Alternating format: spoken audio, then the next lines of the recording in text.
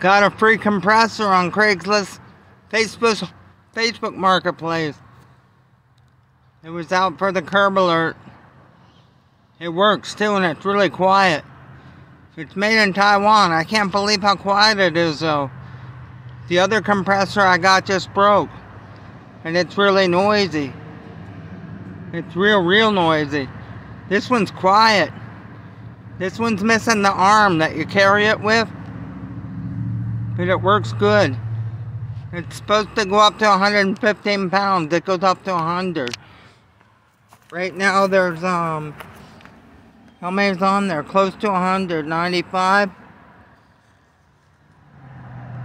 Yeah, 95 pounds.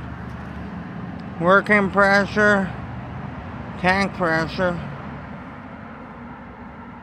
It was a good deal for free. I like free stuff.